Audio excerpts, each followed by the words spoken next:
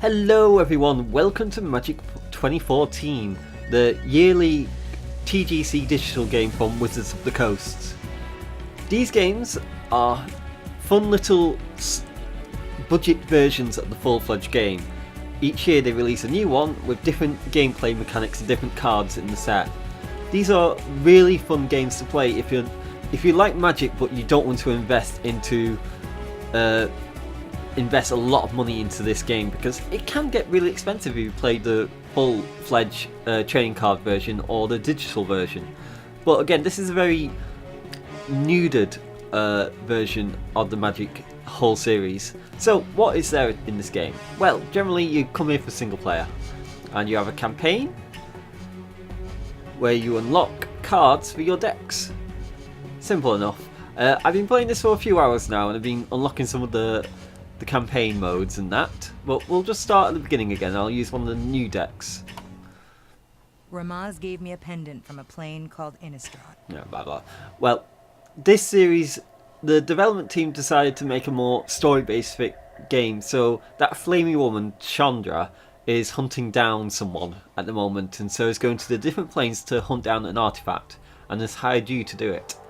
So when you start this game, you have these encounters, which you have to go up until you face a Planeswalker. So, what are the encounters? Let's go into it. First of all, let's choose a deck. I'm currently playing with the Mind Maze. I've got 11 and 30 cards unlocked on that one. I've also, since I pre-purchased this on Steam, they gave me the full Fireweave set altogether. Well, let's just try another one of these decks out. Let's use a good old Garruk deck, because this is a nice easy deck for new players to get their head around. So, on Innistrad you show the pendant to a village in the gloomy province of Nephila. She points you to the northwest Faben? Crossing the moors you become lost in the mist. The smell of death hangs in the muck. So, welcome to Magic the Gathering. At the start of every game, you start with 20 life. Your opponent will generally start at 20 lives. You draw 7 cards at the start of your go from your 60 card deck or more, and you decide if you want to keep it. So, this is a green base deck. So, this is your land, your forest, which is your mana pool, which lets you cast spells. So, with this creature here, if I can zoom in, this creature is a 2 mana forest creature, so I need to get 2 mana before I can even cast it, and it has a 3 damage and 2 maximum health, and then it scales up to there. So this has 1 forest thing, and then I can use any mana pools in the game to cast this. So it'll cost 3 mana in total, but you need 1 forest to do it. Again, it scales up again, so I've got 3 random colours and then 2 forests, etc, etc. At the start you go, you decide if you want to keep this hand, or you can draw 7 new cards to see if you get a better hand. If you don't like that, it goes down to 6, then 5, then 4, then 3, then 2, then 1. But generally you want to get this in your first 2 hands at least. I'm kind of happy with this set. So how the encounters work in this set is the computer will do the same pattern of cards every time, and he will keep rotating it constantly through and through and try and overwhelm you and kill you with this strategy, and you have to work out how to beat it. So at the start you go, you can only place 1 land per turn.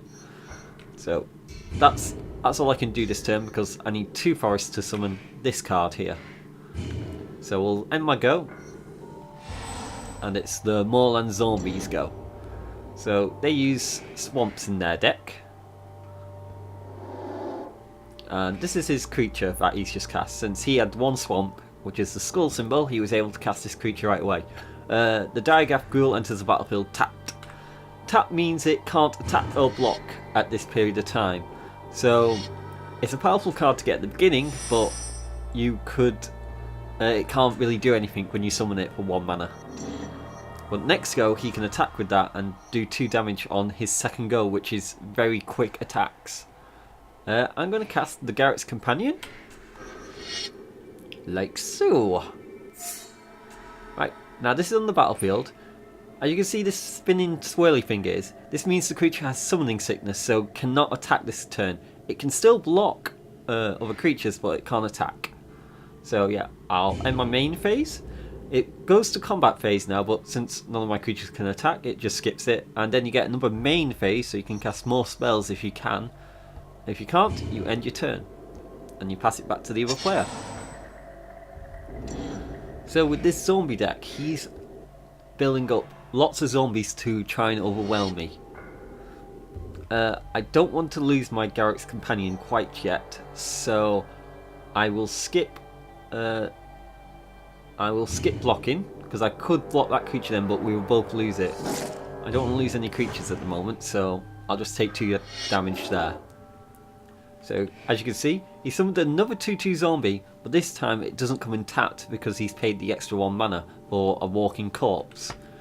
So, it's an upgraded version of that, but now it can block, unlike if he summoned this now, he wouldn't be able to block. But for now, let's cast the Gloom Widow Spider. Gloom Widow Spider costs 3 mana. It has reach, which means it can attack air units, but the Gloom Widow can block only creatures with flying.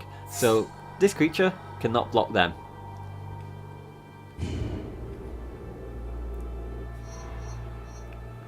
Just going to check what this is. Target creature gets 7/7 and gains trample until the end of turn. It must be blocked this turn if abled. So this card very powerful to kill lots of creatures. So I'm going to skip my attack for now. And we'll end my turn there. Because I don't want to lose the Garrett's Companion yet. Next turn I will cast the Sentinel Spider, which has... Oh no, I won't because it needs 5 mana. Ignore me. As you can see, he's not attacking now anymore. I've got another Gloom Widow, so let's cast that. Hopefully next turn I will get another land so I can start casting these spells. Yep, let's continue and let's go to the combat phase. Let's attack with the 3/3 Spider, because he'll have to block with both his creatures to kill it, which I do not mind. And I get to... Yeah, so here I go. I can decide which creature takes the fatal damage first. Let's get the Walking Corpse take fatal damage, and then the next 1 damage to that. So they do 2 damage to each other, and that, and does 1 damage to that, and it does 2 damage to that. So at the end of turn, both our cards go to our graveyard. So this died, so it goes into my graveyard, and that's gone into his graveyard. I can't zoom out. Why can't I zoom out? Okay, cool. Previously, I've only played this game on Xbox, and it's always been very clunky on the controls. I have to say, playing with a mouse is a lot better. Okay, so what's he summoned? When Ghoul Raiser enters the battlefield, return a zombie card at random from your graveyard to your hand. Very good card, that. So now he can summon that back to his hand. Now, if I had decided to have killed that first instead of the other zombie, he would have been able to cast it this turn because he still has 1 mana left. So I'm quite glad I killed the more powerful creature there. And as you can see, I can't do anything this turn. So we're going to attack with the spider again. I think. Let me think. Let me have a look. I could do tramp.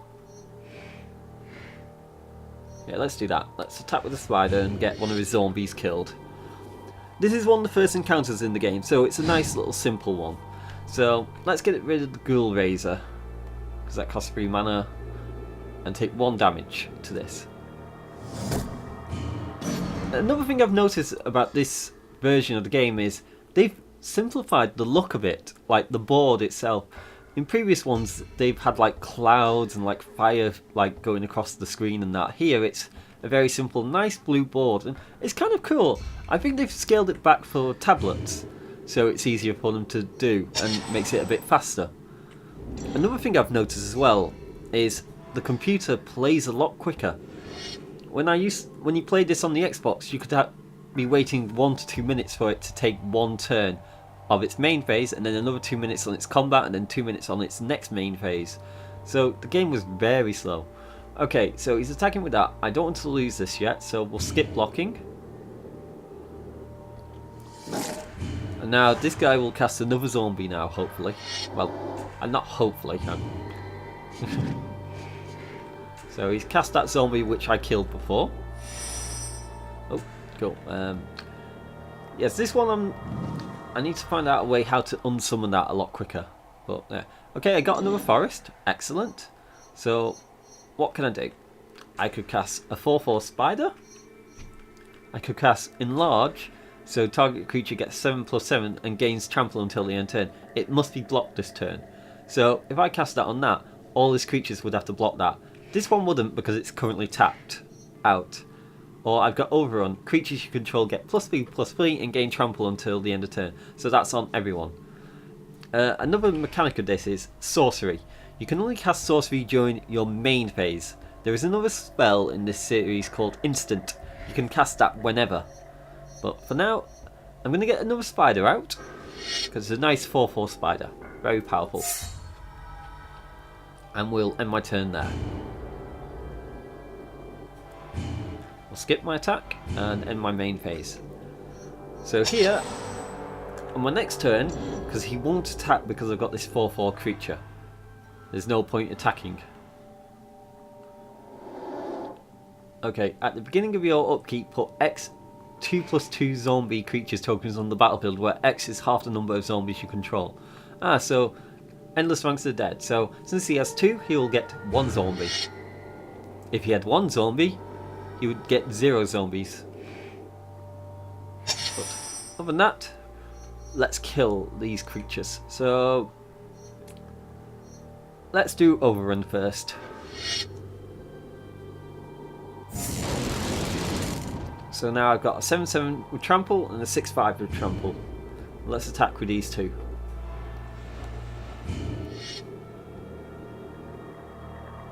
The good thing about the spider is as well, it has vigilance, so it doesn't tap when it attacks. So next turn it can block. So it's a very good, powerful attacking card. Let's end my turn there.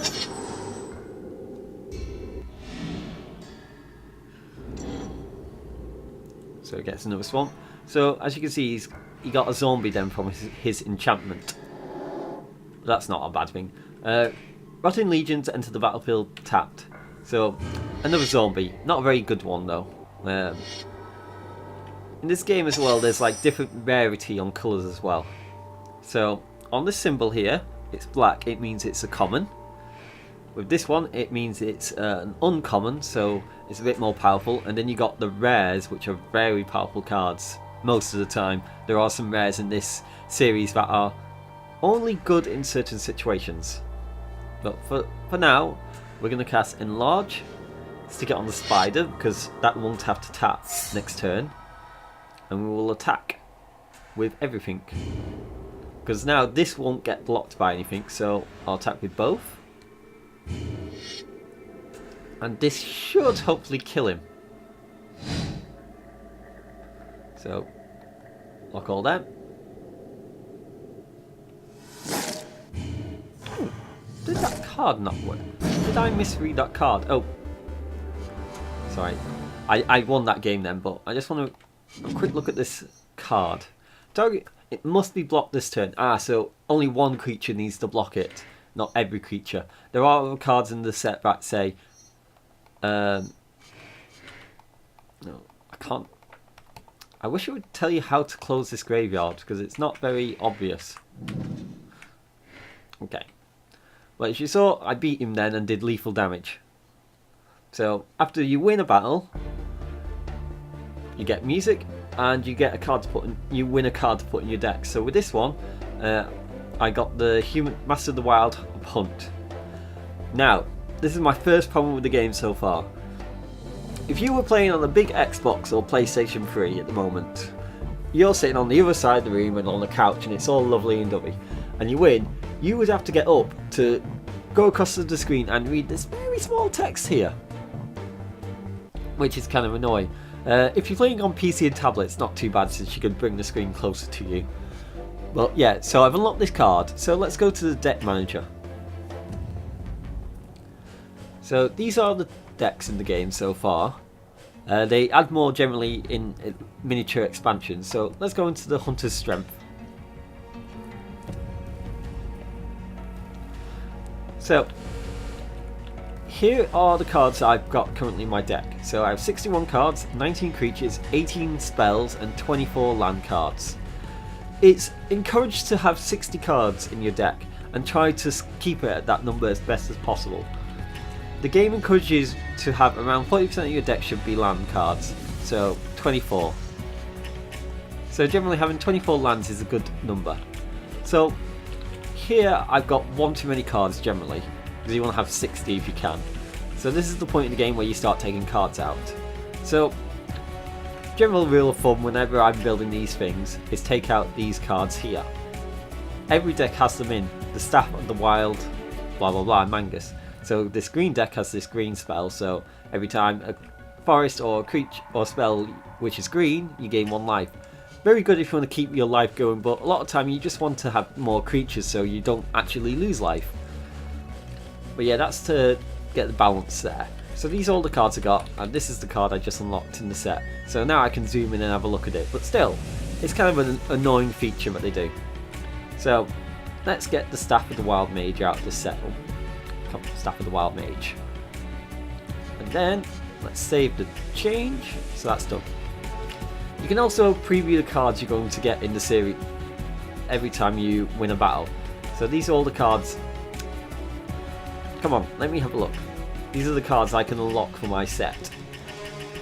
And there's 30 cards, so you're going to have to win 30 battles in total to unlock all these cards. Or, if you're lazy, you can unlock the full deck by buying keys. And unfortunately, I think it's keys. Let's have a quick look. Magic the Gathering, where are you? Oh, you're not in the new releases. Interesting. Ah, there we are. Jewels of the Planeswalker. So, 5-week deck key. Costs 79p. So you can pay 79p to unlock the thing. Or you could... And then you can buy foiled versions of all the cards. Which is a bit weird, to be truthful.